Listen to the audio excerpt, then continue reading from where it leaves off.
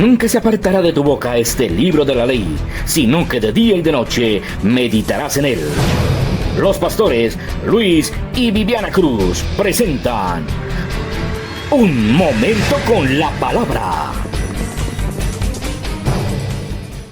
Dios le bendiga, amado, qué gusto saludarle, que el Señor se glorifique en su casa, que el Señor se glorifique en su familia. Y bueno, vamos a abrir nuestras Biblias ahí mismo en Primera de Juan capítulo 2 y nuestros corazones, porque esto es ayuno vital. Y esta semana estaremos compartiendo acerca de los invasores internos, amén. Estamos combatiendo el antidiseño porque tu casa y la mía, mi familia y la tuya y nuestros corazones van a estar al diseño original planeado por Dios, amén.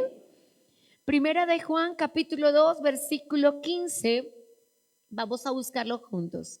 Y dice la palabra de Dios: juntos, unánimes y juntos haremos descender el poder. Versículo 15, ¿estás allí, iglesia? Dice así: no ames al mundo ni las cosas que están en el mundo. Si alguno ama al mundo, el amor del Padre no está en él. Te amamos, Señor, te bendecimos. Recibimos hoy el consejo de la palabra de Dios, porque tu palabra dice: no ames al mundo, no ames las cosas de este mundo. Tu palabra dice: el mundo pasa y los deseos, pero es la palabra de Dios la que permanece para siempre. Y hoy vamos unánimes y juntos a pedirle al Señor Dios Todopoderoso verdadero, sincero y perfecto amor. Aleluya. Póngase cómodo, mi amado. Saludo a la audiencia que nos acompaña desde los hogares, a cada persona que está en su casa. Dios le bendiga. Y a mis amados en casa de Dios, Dios los bendiga muchísimo.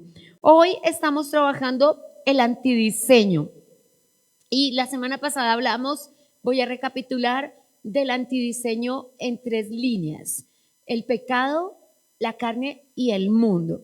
Y hoy, para cerrar nuestra semana, porque es que el tema era muy amplio, hablar del pecado nos tomaría toda la vida, hablar de la carne nos tomaría toda la vida, pero no quiero dejarlo sin que entendamos qué es el mundo y cómo combatirlo. Entonces recapitulo, hablamos del pecado y de la forma de combatirlo. El pecado debe ser confesado, debe ser abandonado y debe sobre todo ser enterrado y sepultado. ¿Lo recuerdas?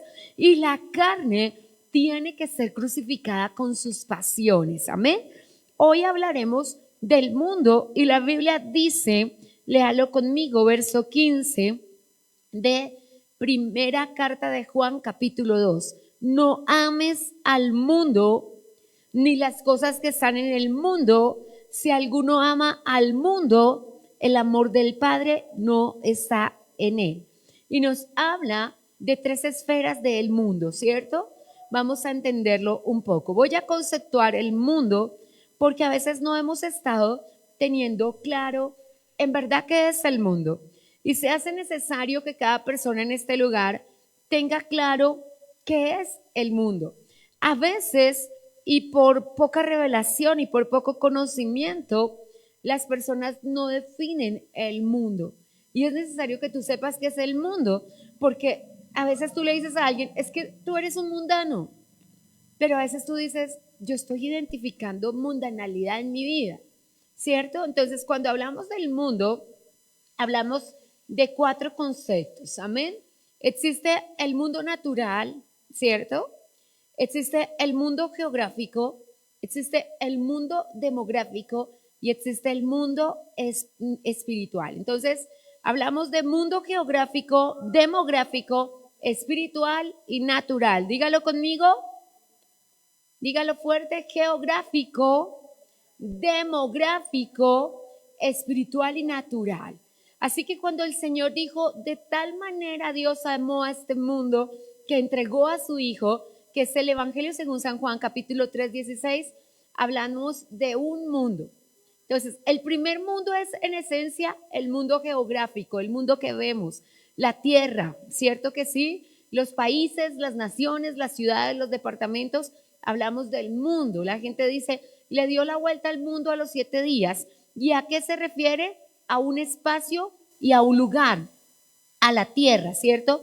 En segundo lugar, hablamos del mundo demográfico, ¿cierto? Y cuando hablamos del mundo demográfico, demografía habla de personas. Cuando hacemos estudios demográficos hablamos de número de población.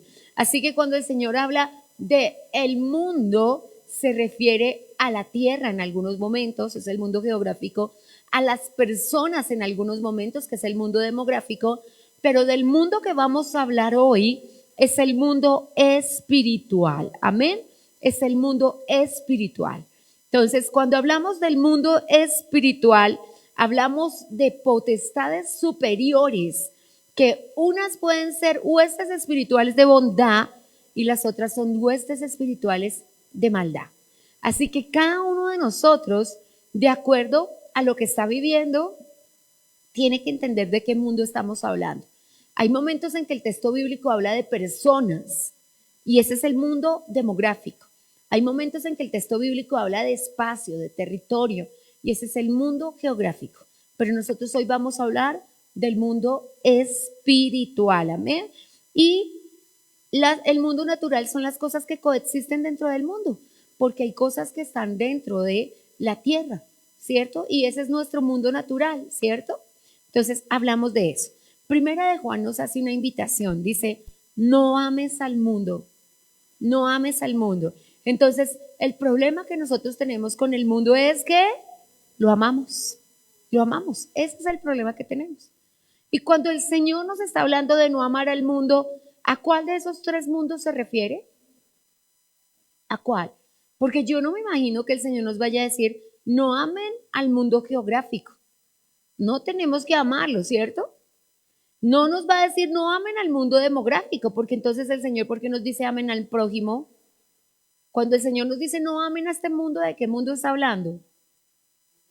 Del mundo espiritual de las tinieblas.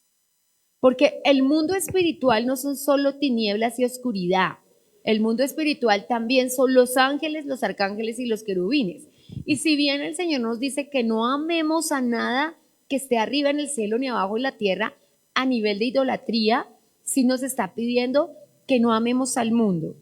Ahora, el segundo, todavía en primera de Juan 2:15, no ames las cosas que están en el mundo. Las cosas que están en el mundo, ¿qué son? El mundo natural, ¿cierto? Si alguno ama al mundo, otra vez mundo espiritual, el amor del Padre no está en él. ¿Cuántas veces dice mundo en un solo versículo, mis amados? ¿Cuántas? Ahí lo tienes, solo tienes que leerlo. ¿Cuántas veces dice mundo? 3, en un solo versículo. Ahora vamos al verso 16, ¿cierto? Y el verso 16 dice, porque todo lo que hay en el mundo, cuarta vez, los deseos de la carne, los deseos de los ojos y la vanagloria de la vida, no provienen del Padre, sino del mundo. ¿Cuántas veces? 5 veces la palabra mundo. Quizás nosotros no sabíamos qué es enfrentar al mundo, pero ¿qué describe la palabra mundano? Según el verso 16, ¿qué describe? Cuando yo digo él es un mundano, ¿qué describe el versículo 16? Leámoslo juntos, estamos aquí para estudiar y estamos aquí para aprender y la única forma es entender. Si yo digo, esa persona es un mundano, ¿de qué estoy hablando? Porque a veces nosotros decimos es mundano por su cabello, es mundano por su ropa, pero hay gente muy comprometida con Dios que está llena de tatuajes, porque se los hizo cuando no conocía a Dios. Hay gente, en mi barrio cuando yo era chiquita, había un salón de belleza donde ninguno de los señores practicaba el homosexualismo, pero los señores tenían el cabello hasta su cintura y fue por mucho tiempo de los más exclusivos salones de belleza de Bogotá y los señores tenían a su esposa y tenían a su familia y no podíamos pensar que por su aspecto físico la condición era otra. Entonces, yo quiero que lea el verso 16, dice, porque todo lo que hay en el mundo que hay 3 cosas, dígamelas usted. La vanagloria de la vida. Son las 3 cosas que hay en el mundo. Entonces, cuando yo hablo de esta persona es mundana o hay mundanalidad en mi vida, ¿de qué estoy hablando? de que estoy siendo gobernada o por los deseos de los ojos o por la carne, los deseos de la carne, note que son los deseos de la carne, no la carne en sí misma, y la vanagloria de la vida. Son las mismas tres ofertas que le hizo el enemigo a Eva y las mismas tres ofertas que les hizo el enemigo al Señor Jesucristo en la tentación. Todo lo que el enemigo ofrece son o deseos de los ojos, o deseos de la carne, o vanagloria de la vida, que es orgullo. Bueno, entonces hablamos nosotros y ya lo tenemos muy claro, que la mayoría de las cosas que se hacen en la tierra se hacen por orgullo o por avaricia, ¿cierto? El orgullo está en los deseos de la carne, en la vanagloria de la vida, y los deseos de la carne y los deseos de los ojos están en la parte que corresponde a el orgullo y la avaricia. Amén. ¿Por qué se cometen todos los deseos de los ojos? Por avaricia. ¿Por qué se cometen los deseos de la carne? Por avaricia. Porque por avaricia una persona desea a otra persona que no es su cónyuge. Por avaricia una persona desea las cosas de otra persona que no son suyas. Entonces, ¿qué describe la palabra mundano? En el plano de lo mundano es una persona que quiere vivir sometido a los deseos de los ojos, o a los deseos de la carne, o a la vanagloria de la vida. Tengámoslo claro, porque ¿quién es cristiano? Es una persona que no ama al mundo.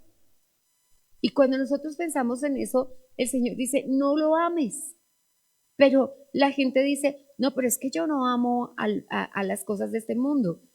Pues nos tocaría mirarlo.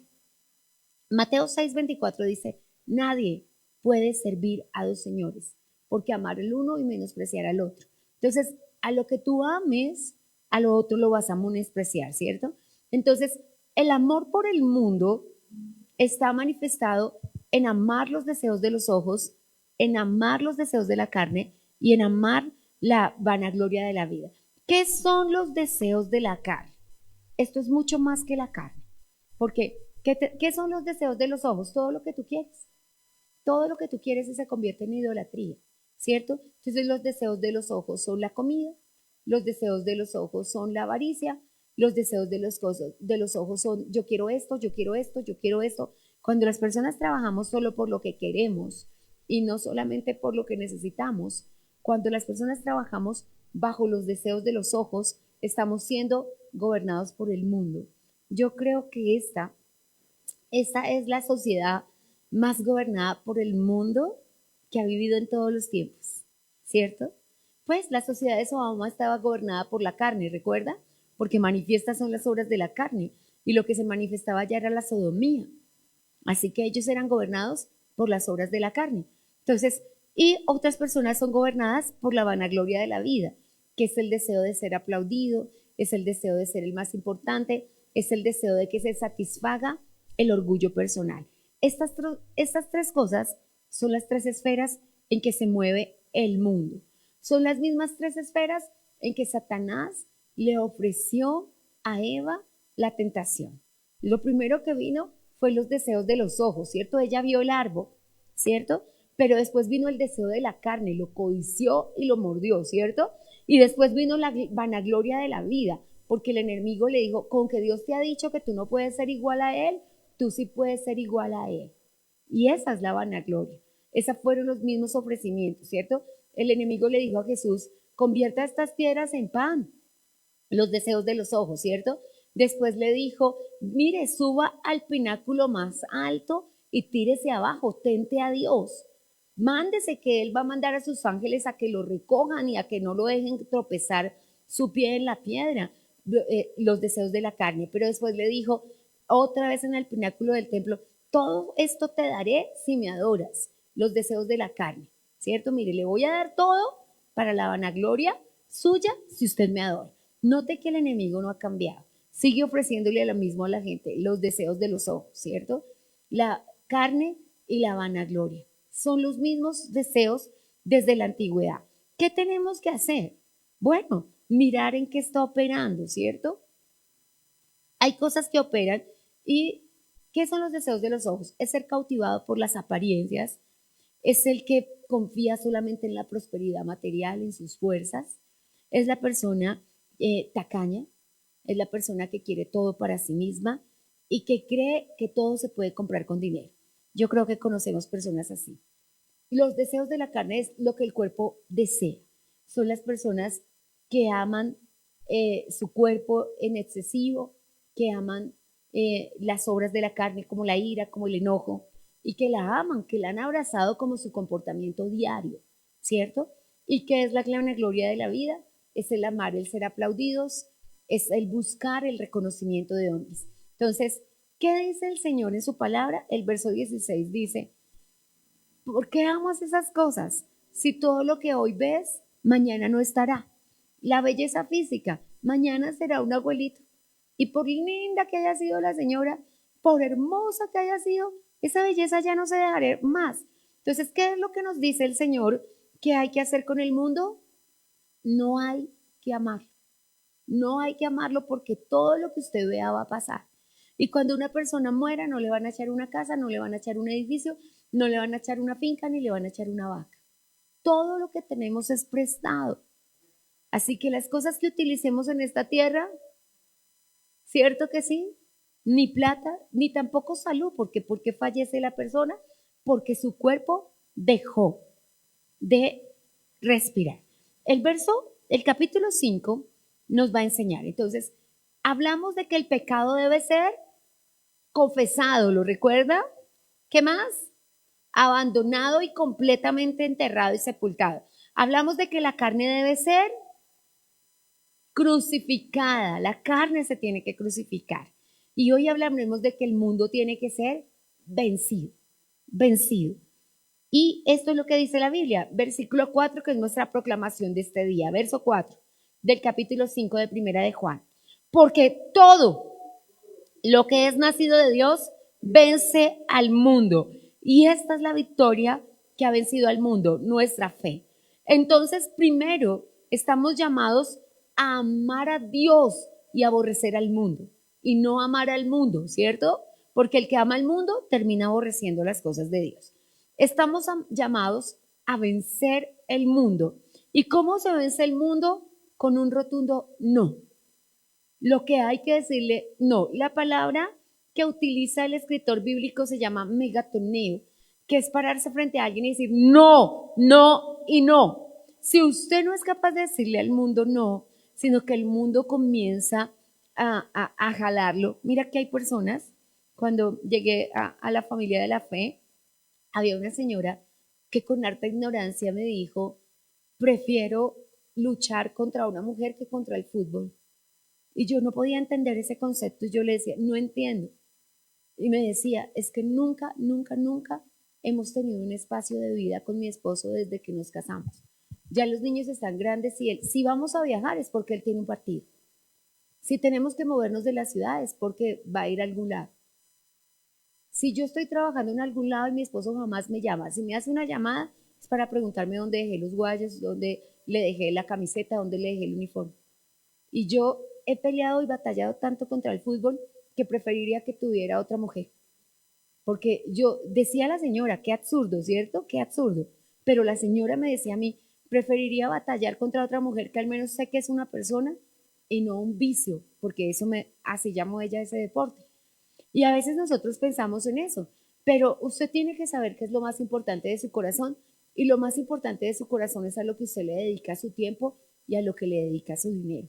Y déjeme decirle que por lo que a las personas le dedican su tiempo, ha perdido mucha gente su hogar y ha perdido mucha gente su familia, porque cuando para una esposa o para un esposo evidencia que hay otras cosas más importantes en el corazón de su esposa, como el trabajo, como los hijos, pues comienza a considerarse menos amado. Y cuando una esposa evidencia que para su esposo es más importante un deporte, es más importante su trabajo o es más importante cualquier otra cosa, pues esa esposa no se siente amada.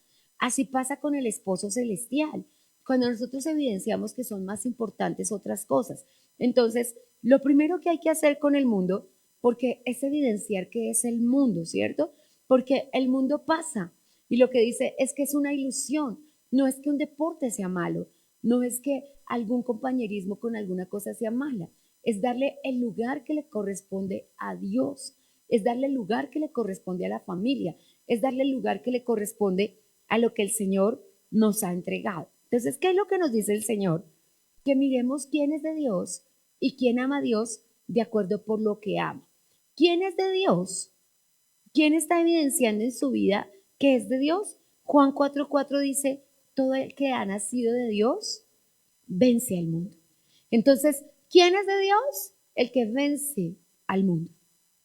Para saber cómo nosotros somos de Dios, lo miramos en tres áreas.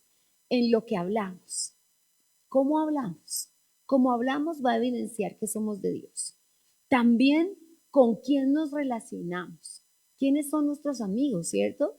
Porque pues si nuestros amigos son las personas que consumen droga, que consumen alcohol, que van a los brujos, que les gustan las cosas de este mundo, pues nosotros vamos a determinar de qué espíritu somos. Si somos del espíritu de la verdad o somos del espíritu de la mentira. Entonces, vamos a hablar de qué es vencer el mundo. Entonces, voy a recapitular. ¿Qué es el mundo? Es el ente espiritual que nos rodea. Es una esfera que está a nuestro alrededor, que es más real que nosotros. Es una esfera espiritual que nos atrae, que nos va a jalar hacia Dios o nos va a apartar de Dios. Si nosotros nos dejamos dominar por el mundo nos va a apartar del Señor. Esa esfera tiene que recibir un rotundo no y tiene que ser evidenciada. Yo al mirar las acciones y al mirar las cosas, si comienza a ser un deporte, si comienza a ser un hobby, si comienza a ser una actividad que yo realizo diariamente, algo más importante para mí que Dios, algo más importante para mí que la familia. Hoy, tan sencillo como el aparatico celular. Tú no ves a nadie en una buseta que no tenga el celular. En ningún lado. De hecho, en el último viaje, mis doctores son en Bogotá. Cuando venía, se sentó al pie un señor. Y yo me alegré porque vi que era grande, que tenía más de 80 años. De hecho, lo recomendaron al subirlo para que lo... Dije, ay, bueno, gracias a Dios. No voy a estar escuchando cosas en el celular todo el camino. Pero no, el señor tenía 80 años e igual se fue escuchando cosas desde Bogotá hasta llegar acá. Un señor de 80 años todavía adicto al celular. Y yo dije, Dios mío, esto está perdido. Pero si tú te subes a la buseta, no hay una sola persona que no tenga el celular en la mano. Y si tú tratas de hablar con uno de los niños pequeños y le pides el celular, en el menor de 5 años vas a producir una rabieta que te intente pecar y te intente, ¿cierto? Porque tú ya lo has visto. En el de 5 a 10 años se va a ir espantando pollos contestándote mal y el de 10 a 15 años va a llegar un poco más lejos, ¿cierto? Y ya con 18 para arriba tú ya no puedes ignorar, porque tú al adulto no le quitas el celular. Pero estamos hablando de hombres, mujeres, niños, jovencitas, ancianos. Estamos hablando de toda persona.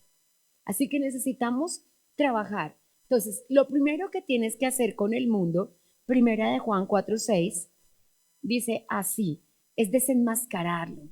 Amén. El verso 6 de primera de Juan capítulo 4 dice, nosotros somos de Dios. El que conoce a Dios nos oye. El que no es de Dios no nos oye. Entonces nosotros tenemos que saber quién es de Dios y qué no es de Dios. El mundo debe ser desenmascarado. Usted tiene que dejar al mundo desenmascarado por completo. Hoy yo les decía, y lo digo con tristeza, es difícil ver algo en televisión que no sea del mundo. Es difícil ver algo en el celular que no sea del mundo. Y no significa que no mires el celular nunca. Significa que lo desenmascares y digas, eso no es de Dios. Eso no es de Dios. Y no importa. Mira, los programas de investigación, hay gente que dice, me encantan los programas de investigación de la National Geographic, me gustan los de History, y yo estoy mirando, y muchos de ellos el contenido pornográfico es demasiado grande. De hecho, su merced tiene que entender que una de las exigencias de las plataformas es que sean comerciales. Necesitan ser comerciales. Netflix, Amazon, Disney necesitan ser comerciales. Así que van a tener inclusión, van a tener mensajes de ideología de género, quieras o no quieras. Absolutamente todas las películas incluirán un homosexual, incluirán ideología de género, porque es la forma en cómo venden y las plataformas los exigen. Así que usted va a tener que decir lo desenmascaro y va a tener que decir a los niños no. Pero la otra mitad, porque en este momento la otra mitad Lo que no es ideología de género es brujería.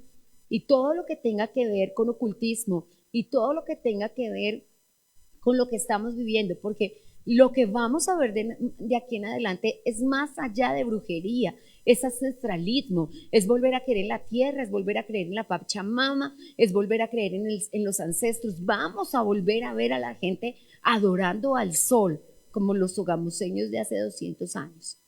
Así que, o de 400 años. Así que nosotros tenemos que desenmascarar al mundo. Y desenmascarar al mundo es poderle explicar a un niño por qué no. Cuando Andrés David era pequeño, y yo creo que Andrés David está sobre los 25, 26 años, 26 tiene. Y no, 28 porque yo cumplo 27 años de casada y él tenía un añito cuando, así que estaba sobre los 4 años, estamos hablando de hace casi 25 años, y había entrado a estudiar. Y en el colegio, un poquito más grandecito, yo creo que por ahí primero, segundo de primaria, en el colegio estaban muy aficionados todos los niños a los álbumes de Panini que salen cada mundial. Y en ese año habían salido las fotografías de los deportistas con muñequitos en dibujos animados. Pero las muñequitas eran muñequitas de Playboy. Y a pesar de que eran dibujos animados, eran muñequitas con los senos al aire, con las piernas al aire, con la cola al aire. Y yo estaba aquí en mi casa lavando la ropa cuando el Señor me dijo, Andrés David. Siempre el Señor me ha hablado y le dije a mi esposo, ¿me llevas hasta Sogamoso que Dios me está hablando de Andrés David? Cuando llegué, Andrés David salió corriendo y cogió la maleta y la puso en otro lugar. Yo ya había estado en la casa y había revisado su habitación, había revisado y no encontré nada. Y en la habitación le dije, papá, aquí estoy, dime qué es lo que estoy buscando.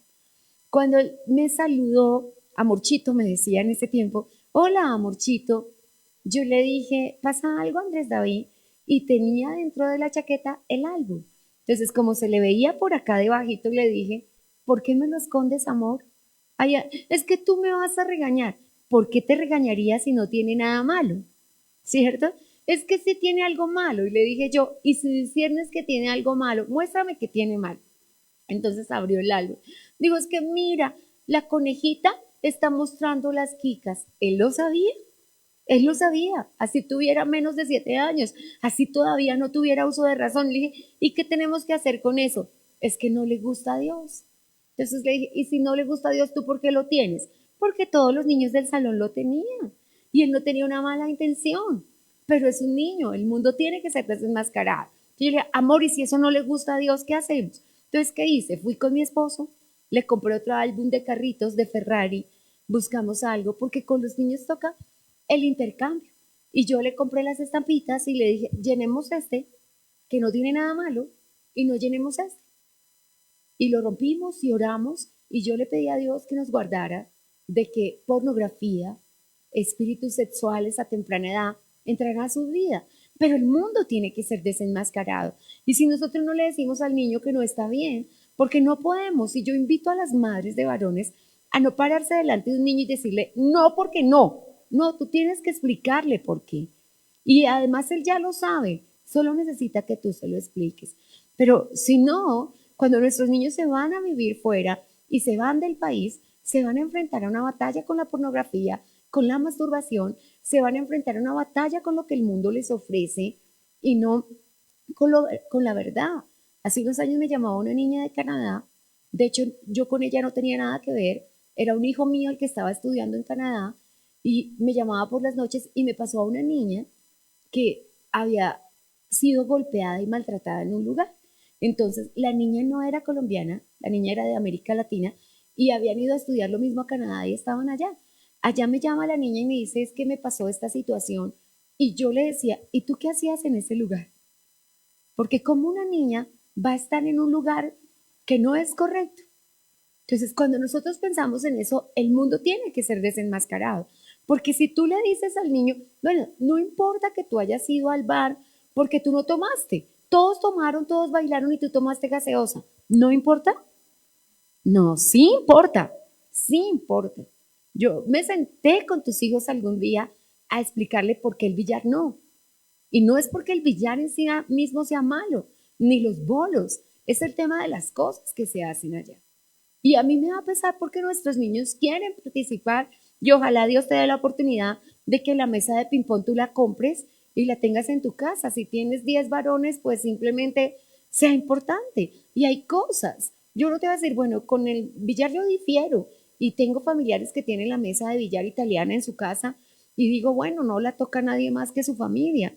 Y tal vez en la finca alguien la ponga. Y si tú en tu finca pones una rana donde nadie va a tomar o pones un tejo donde nadie va a tomar, puede que no haya, ni siquiera. Pero ¿qué es lo que pasa? Lo que activamos. Sabes que yo conozco personas que hoy todavía practican el billar y sienten que no hay mundo en su corazón.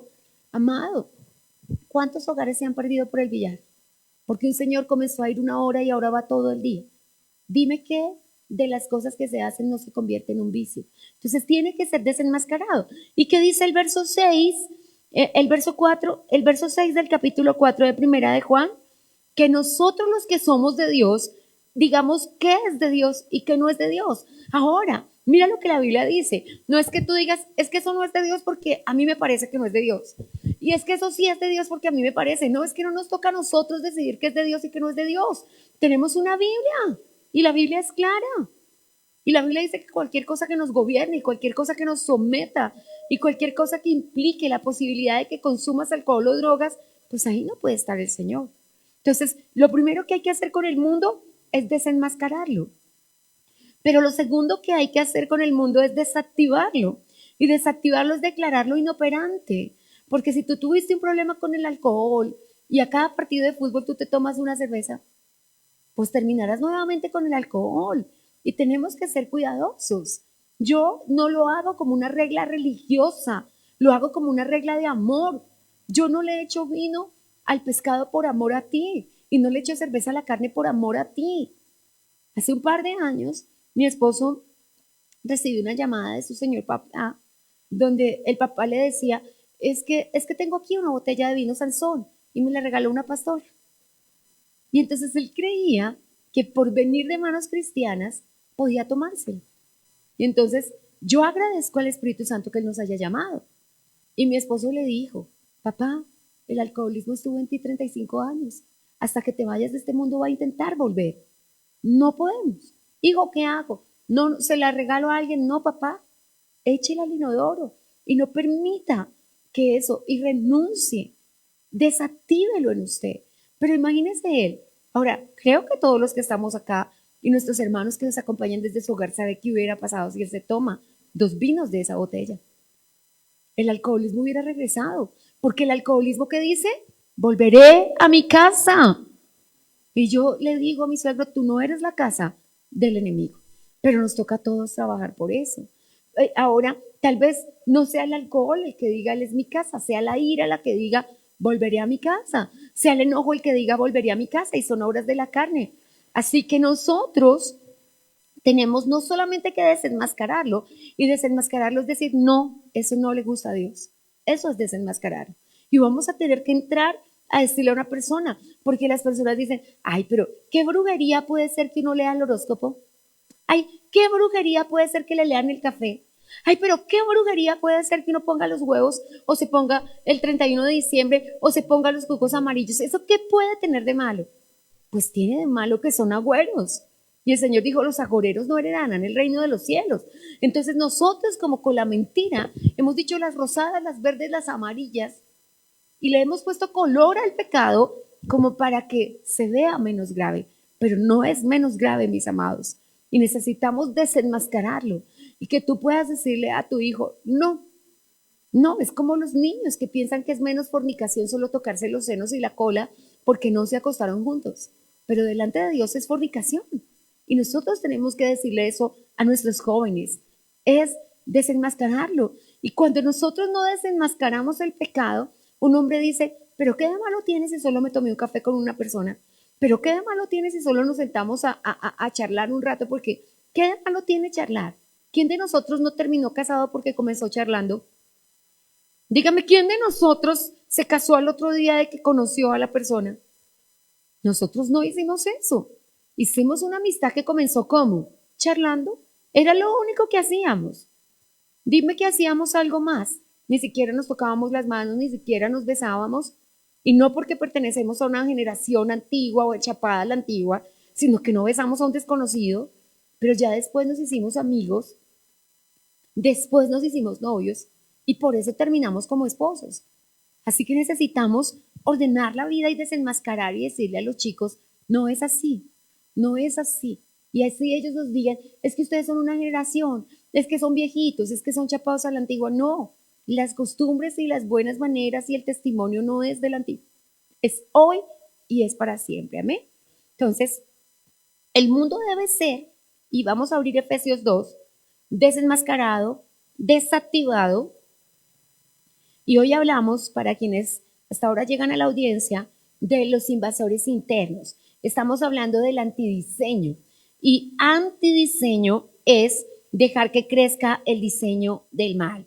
Entonces, Dios nos preparó en un ayuno vital y nos propusimos volver juntos al diseño original, ¿cierto que sí?